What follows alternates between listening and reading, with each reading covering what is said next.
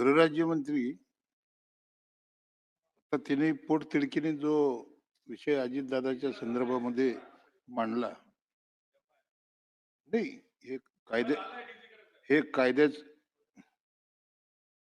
हे नाही नाही तुम्हाला निवेदन, तुमचं निवेदन तुम्ही, मी काय म्हणतो पहिलं ऐका तुम्ही. राज्याचे उपमुख्यमंत्र्यांच्या संदर्भामध्ये महाराष्ट्रामध्ये कुठंच गुन्हा दाखल झाला नाही. नाही भाऊ भाऊ, नाही ते गुन्हा झाला यांच्या, नाही नाही भाऊ,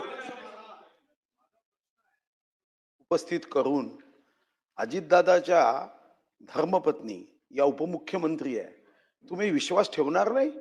एका पत्नीच्या खांद्यावर जेव्हा पती जातो ना, जगाची सारी वजन एकीकडे, असं म्हणणं योग्य नाही आहे. नाही भाऊ, असं म्हणणं योग्य नाही आहे. भाऊ भाऊ भाऊ त्यांनी त्यांनी त्यांनी त्यांनी सरकारबद्दल, भाऊ ऐक भाऊ एक मिनिट. कारचा अपघात झाला ना तरी FIR होते, गुन्हा दाखल होतो. विमानाचा अपघात बारामतीला झाला तर बारामतीला गुन्हा दाखल होईल.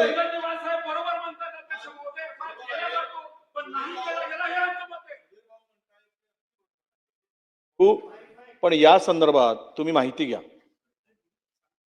तर नाही, तुम्ही जे म्हटलात ना, तुम्ही माहिती घ्या. अद्याप FIR झालेला नाही. वाटल्यास इथे गृहराज्यमंत्री आहेत, त्यांना सांग, त्यांना विचार, त्यांना बोलायला सांगा. तेच सांगतो, तुम्ही माहिती घेऊन बोला ना. अध्यक्ष महोदय, मी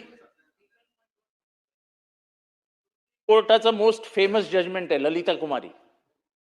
त्या ललिता कुमारीच्या जजमेंटमध्ये असं स्पष्टपणाने म्हटलंय की कोणीही इंडिव्हिज्युअल पोलीस स्टेशनला गेला आणि त्याला जर तो ऑफेन्स कॉग्निझेबल वाटत असेल तर पोलिसांनी तो गुन्हा नोंदवलाच पाहिजे.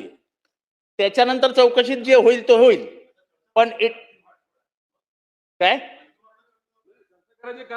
अहो, पण हे अहो जर चुके हे रेकॉर्डवर आलं पाहिजे ना की कॉग्निजेबल आहे. तुम्ही आजपर्यंत केलेला नाही. तुम्ही आजपर्यंत FIR नोंदवलेला नाही. सुप्रीम कोर्टाने दिलेल्या जजमेंटच्या विरोधात जाऊन तुम्ही वागतात, हे बोलायला नको. अमित साटम. अध्यक्ष महाराज,